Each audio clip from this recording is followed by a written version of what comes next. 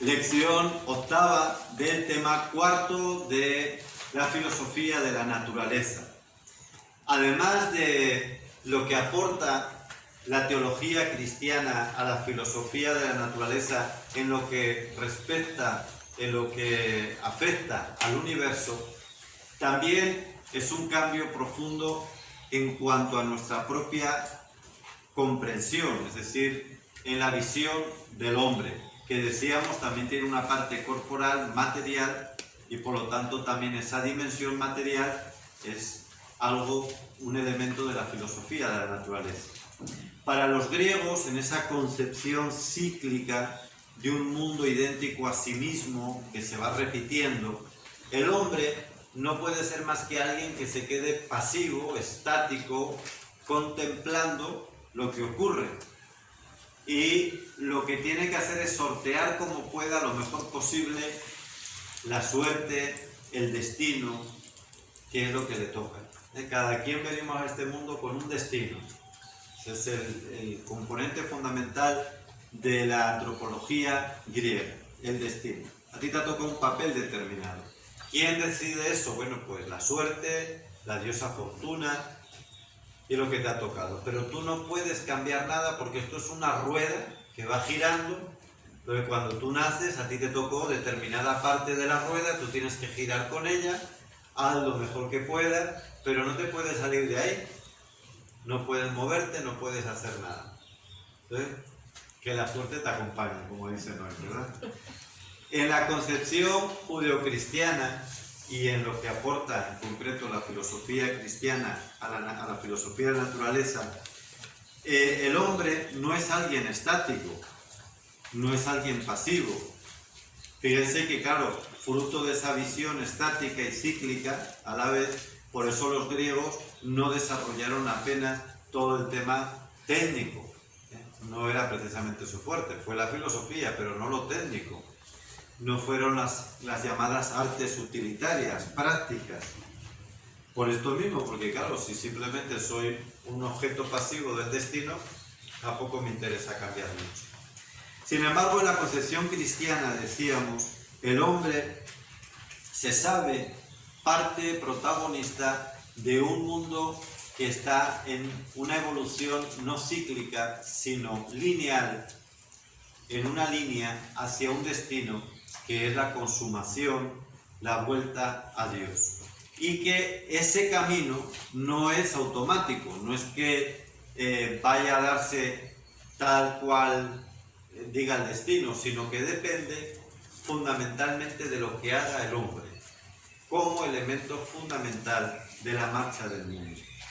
Por eso, el hombre, ante todo, debe ser consciente de su responsabilidad y saberse que es parte fundamental de ese universo, al cual está vinculado precisamente por su cuerpo. Esto es muy importante. El cuerpo es lo que nos une principalmente al universo, porque es la parte material. Cuando me refiero al universo es a lo tangible, no a lo visible. Y por eso hay una solidaridad con el resto del universo.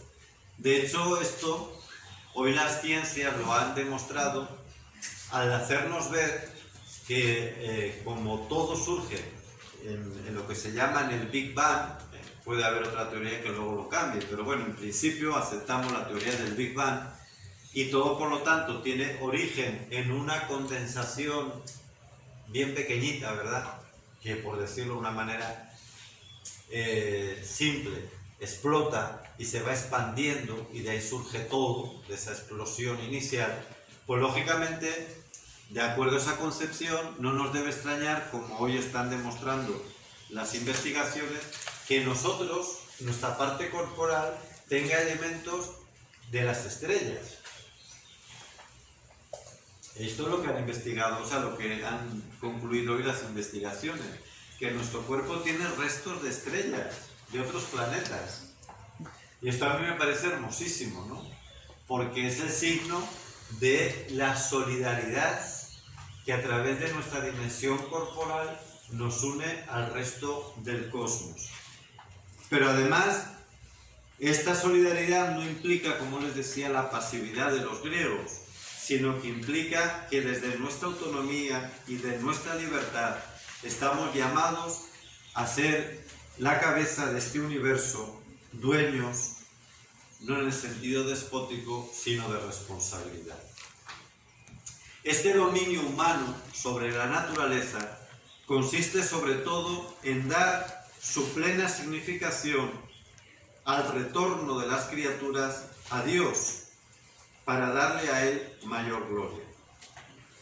Puesto que el destino o el sentido de la finalidad del universo es revelar a Dios, realizar su voluntad y por tanto parecérsele a Él, como la participación o el reflejo se parece al modelo ejemplar o a la fuente luminosa, la misión del hombre es la de hacer con su acción esta semejanza del mundo más perfecta. De este modo ya no se trata, como para los antiguos, de contemplar pasivamente, sino que se trata de actuar en un campo propuesto al hombre.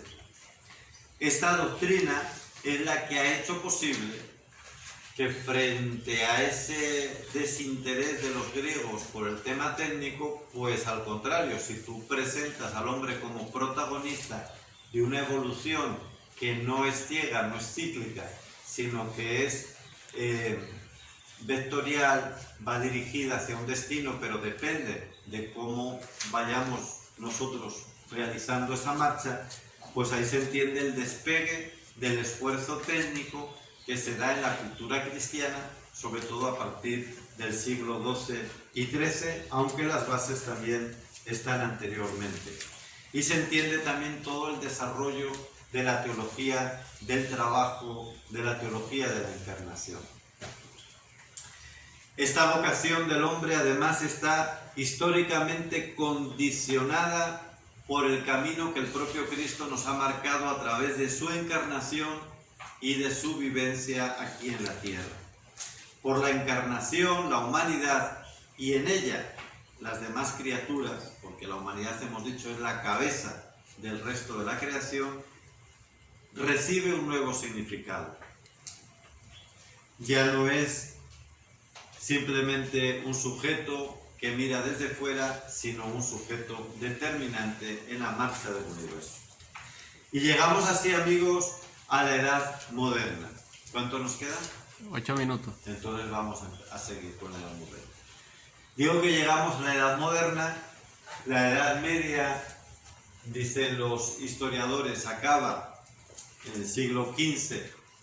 En principio, pues se pone como fechas de referencia el encuentro del mundo cristiano con las culturas indígenas, o también la caída de Constantinopla, o lo que quieran, la invención de la imprenta. Pero bueno, de hecho, ya en el siglo XVI empieza una nueva época que dura hasta finales del siglo XVIII. Es lo que llamamos la Edad Moderna. Ahí tienen también un pequeño árbol, esquema ideológico, con algunos datos de cuándo empieza, cuándo acaba con la Revolución Francesa de 1789. Y aquí pues los cambios que se van dando en esta época, que son los que dan pie a que se hable de una época nueva, de una edad nueva, ¿no? Pues tanto cambios culturales muy importantes, ¿no? Políticos, como es la aparición del absolutismo, culturales, como es el Renacimiento, el desarrollo científico, pero tiene su origen, como hemos dicho, sus raíces en la Edad Media, la mal llamada Reforma, como este esquema no lo he hecho yo, pues entonces siguen esos tópicos falsos de llamar Reforma Protestante a lo que no lo es una ruptura y también un cambio social, ¿no? Cambios culturales, dice aquí, surgimiento de los estados nacionales. Efectivamente, a partir del siglo XVI, lo que eran pues los pueblos de Europa que tenían sus propios territorios, sus propias patrias, pero en sí la concepción de Estado nacional nace fundamentalmente con el Tratado de Westfalia. Y es una concepción que rompe radicalmente con la mentalidad de la Edad Media, que era una mentalidad profundamente cristiana, como hemos dicho, ¿no? Todos estos cambios se van dando de una manera homogénea y yo no me atrevería a decir que uno es primero que otro, se van dando concatenadamente, ¿no? Quizás siempre los más importantes son los de orden teológico. Ahí es donde empieza el verdadero motor de cambio. Luego viene el filosófico y con él también el cultural. Y luego arrastra al político, al económico, al social. Esta es normalmente la evolución de los hechos y de los cambios. Por eso voy a detenerme un par de lecciones, esta y la siguiente, en explicar un poquito cómo se van dando estos cambios, ¿no? Quizás vamos a entrar primero en este cambio. Hay elementos que creo que ya están explicados en el tema anterior del conocimiento, pero que sin esto no vamos a entender lo que nos viene a continuación, ¿no? Bien, entonces vamos a empezar por lo que yo considero el cambio más radical, que es el cambio teológico. Y el cambio teológico donde mejor se ve es en Guillermo de Ockham, que propiamente no es de la edad moderna, porque Guillermo de Ockham es del siglo XIV. Pero es el que lleva a término pues, un cambio más profundo en la teología. Un cambio que ya venía preparándose por esos movimientos de tipo burgués, porque se dan dentro de los comerciantes de la nueva clase burguesa, que hemos dicho que son los movimientos antieclesiásticos, dualistas, tanto cátaros como albigenses y grupos semejantes, porque había varios, esos son los más conocidos, pero había varios grupos que en el siglo XII y XIII generan un cambio teológico y de ahí cultural, político, económico, pero que bueno, se extingue por una represión muy dura, muy injusta por parte del catolicismo, donde se cometieron muchos excesos. También ellos fueron muy violentos, hay que decirlo, aunque ellos negaban la guerra y los ejércitos, fueron muy violentos. Hace unos días celebrábamos al segundo santo dominico, que fue mártir de ellos precisamente, o sea, que nada de que eran unos pacifistas que fueron asesinados sin mover un cuchillo, porque no es verdad, pero es verdad que también hubo eclesiásticos y reyes católicos que cometieron excesos intolerables, por mucho que se quiera entender la época, etc., pero no se puede aceptar.